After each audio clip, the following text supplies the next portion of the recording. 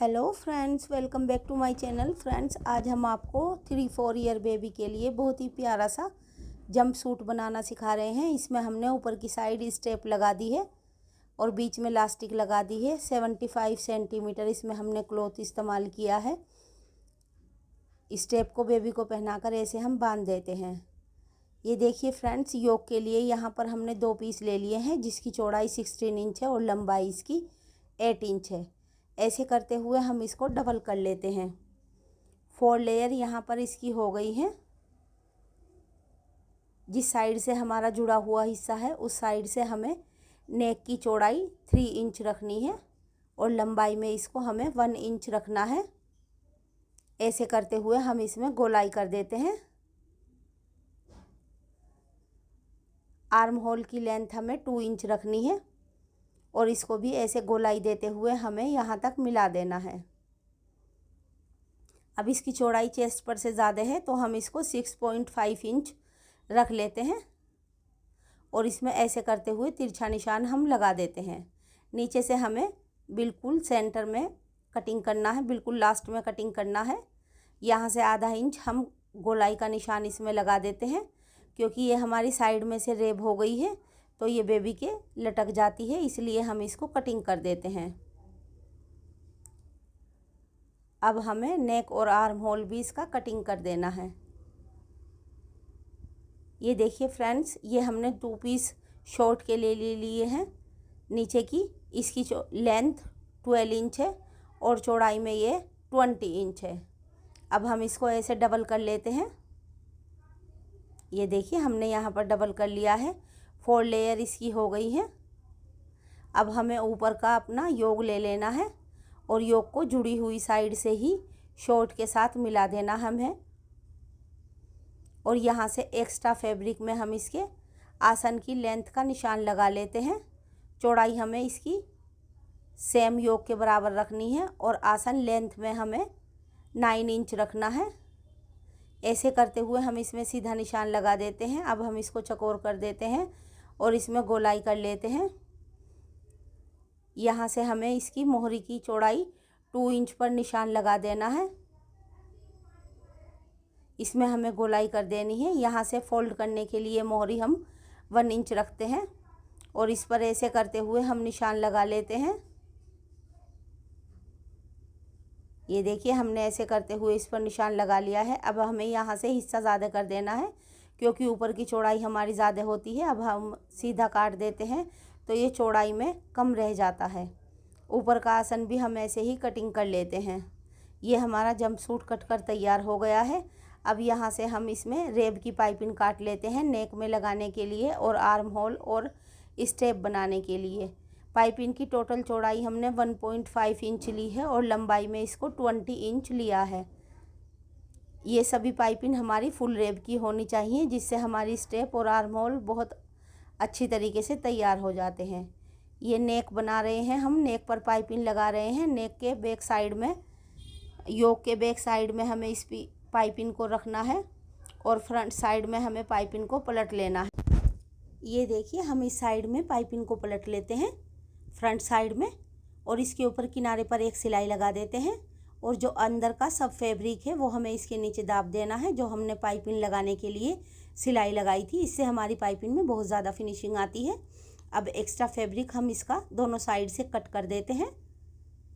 अब हमें इसके आर्म होल में पाइपिंग लगानी है। आर्म होल में पाइपिंग को हमें बैक साइड पर रखना है इसके योक के और फ्रंट साइड को इस पाइपिंग को पलटना है। इसी में ही हमें स्टेप तैयार कर देनी है इसकी। ये देखिए सिर्फ इतने से आर्म होल में पाइपिंग हमने लगाई है और बाकी स्टेप की पाइपिंग की हमने स्टेप बना दी है। अंदर की साइड को फोल्ड करते हुए इसको दोनों साइड से इसके ऊपर किनारे पर एक सिलाई लगा देते हैं। ये सिलाई लगाते समय ध्यान रखिए फ्रेंड्स, इसको खींचना नहीं है बिल्कुल भी क्योंकि ये हमारी रेब की होती है, इसलिए हमें इसको ढीला ढीला छोड़ते हुए पाइपिंग को लगाना है। बिल्कुल भी किसी भी साइड से हमें इसको खींचना नहीं है। ये देखिए हमारी पाइपिंग स्टेप के साथ लगकर तैयार हो गई है।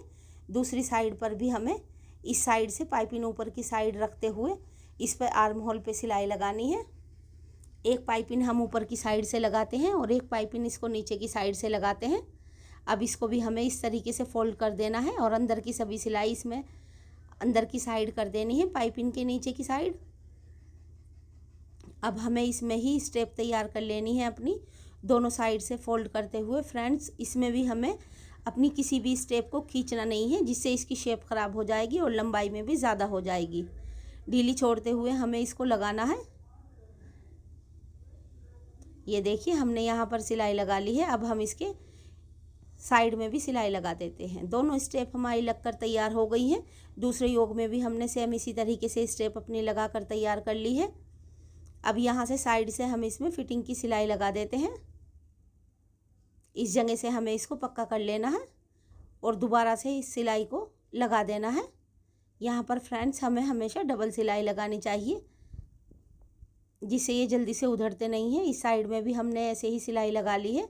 अब हम इसको डबल कर लेते हैं और इसके सेंटर में हल्का सा एक कट लगा लेते हैं, जिससे हमें पता चल जाए कि शॉर्ट हमें किस जगह से लगानी है। अब ये हमारा शॉर्ट का आसन है। आसन को हम दोनों पीस को ऐसे जोड़ कर रख लेते हैं और यहाँ पर हमें इसकी सिलाई लगानी है। ये देखिए, यहाँ पर सिलाई हमने लगा दी है। अब इसके गोलाई वाले हिस्से में हमें हल्का हल्का सा कट लगाना है।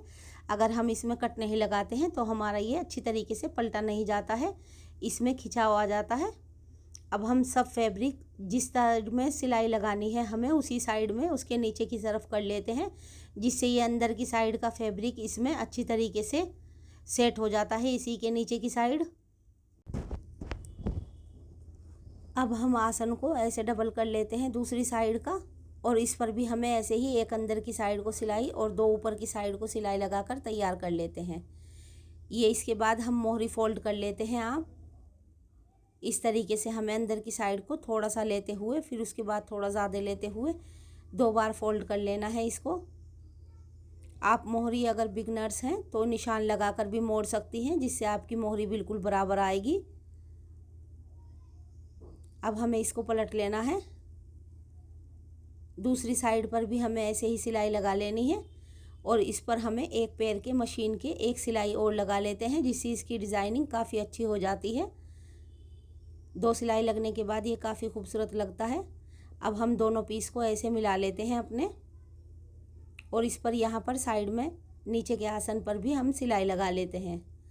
पक्का करते हुए हमें इस पर डबल सिलाई लगानी है, क्योंकि ये जल्दी से उधड़ता नहीं है। डबल सिलाई लगाने के बाद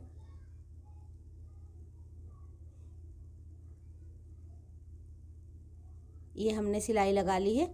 अब यहाँ से हम इसको ऐसे करते हुए जो हमने कट लगाया हुआ है आसन को हमें इस कट से मिलाकर रखना है और इस पर दोनों को एक साथ जोड़ लेते हैं।